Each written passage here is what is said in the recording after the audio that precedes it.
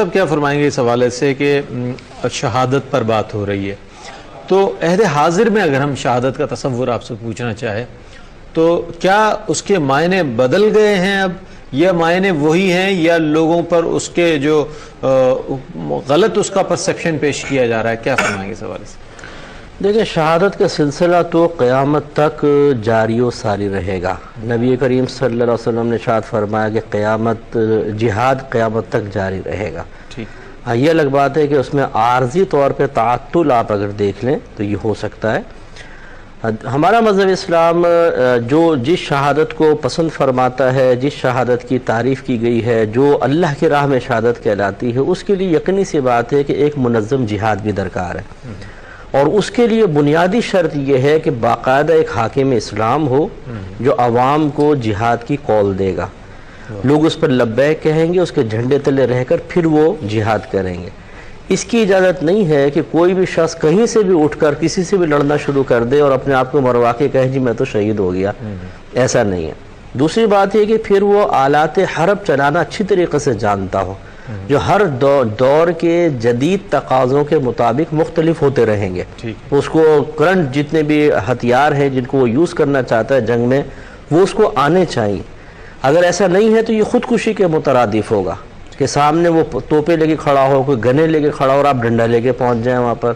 اس قسم کے جہاد کی بھی نہیں۔ ہاں، یہ ضرور ہے کہ اگر آپ کے ملک پر کوئی حملہ کر دیتا ہے تو پھر تو آپ کو کسی بھی طریقے سے دفاع کرنا ہے، پھر تو ہر عاقل بالغ مسلمان مرد و عورت پر اپنے ملک کا دفاع فرض ہو جاتا ہے۔ اب حاکم کی کال آئے یا نہ آئے، اب تو ہر ایک کو لڑنا ہے، ڈنڈے سے لڑو، ہاتھوں سے لڑو، جوتوں سے لڑو، وہ جہاد فرض ہے۔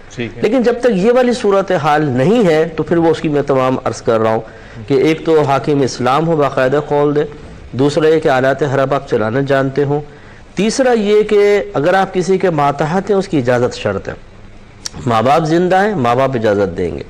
اگر کوئی بیوی ہے مثال کے تو عورت جہاد پہ جانا چاہتی ہے مثال کے طور پہ، کوئی ضرورت ہے تو شوہر سے پوچھے گی، تو اس کے علاوہ آپ نہیں جا سکتے۔ اس کے علاوہ حاکم جو علماء اسلام ہوتے ہیں، مفتیان کرام، ایسے جو قوم کے علمی لحاظ سے مرکز اور منبع ہوتے ہیں، ان کی طرف لوگ متوجہ کے علم سیکھتے ہیں، ان کو منع کیا گیا کہ وہ نہ جائیں، کیونکہ اگر وہ چلے جائیں گے موت العالم موت العالم، عالم مر جائے گا، پھر پیچھے بھی تو لوگوں کو علم سکھانا ہے۔ تو ان تمام شرائط کو دیکھ، اچھا سب سے بڑی جو شرط ہے وہ شوکت اسلام مقصود ہو۔ کیا بات ہے! کسی ملک کی سلطنت حاصل کرنا، کوئی گورنمنٹ حاصل کرنا، کوئی ریاست قائم حاصل کر لینا، یہ نہیں ہونا چاہیے اسلام کی شان و شوکت۔ جب یہ تمام شرائط جمع ہوں گی، پھر اگر کوئی شخص جا کر اپنا قطرہ خون زمین پر بہائے گا تو قدرت الہی اس کی قدر کرے گی، اس کو مقام عطا فرمائے گی۔ وکیل صاحب نے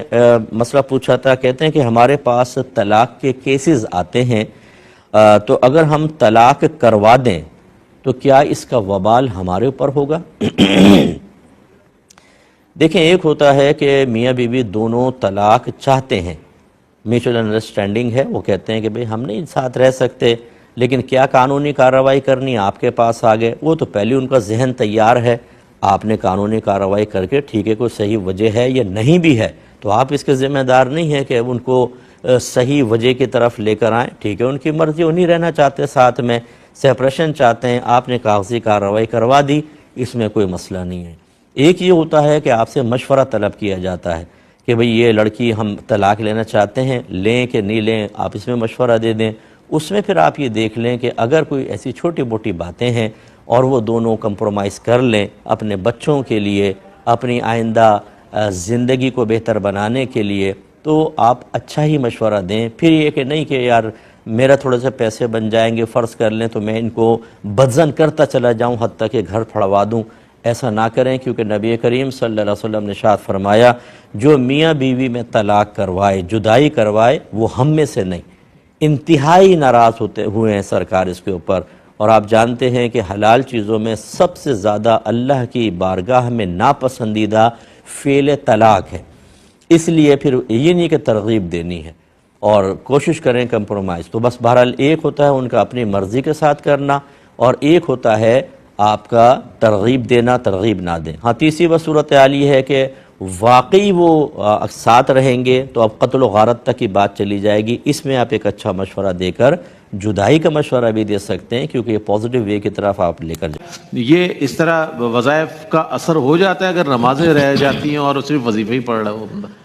دیکھیں، قبول کرنے والی ذات تو اللہ تعالیٰ کی، ہم کوئی حتمی حکم تو نہیں لگا سکتے، لیکن جو ظاہر شریعت ہے نا وہ یہی ہے کہ جب انسان اللہ کے فرائض اور واجبات کو پورا نہ کرے تو اس کے مستحبات کی بھی کوئی ویلیو اور وقت نہیں ہوتی. حتیٰ کہ بعض حدیثوں میں یہ ہے کہ بے نمازی کے حق میں تو کسی کی دعا بھی قبول نہیں ہوتی. ایسا یہ نہیں. اور اسی طرح قطع رحمی کرنے والا جو بغیر کسی شرعی وجہ کے مسلمان سے تعلق توڑ دے یا رشتہ داروں سے تعلق توڑ دے، ان کے بارے میں تو حضرت ابو ہریرہ سے منقول ہے کہ جب آپ دعا کرنے لگتے اجتماعی دعا تو فرماتے کہ جو قاطع رحم ہے ہماری مجلس سے اٹھ کر چلا جائے، اس لیے کہ میں نے نبی کریم سے سنا ہے کہ جس مجلس میں وہ ہو ان کی دعا بھی قبول نہیں ہوتی.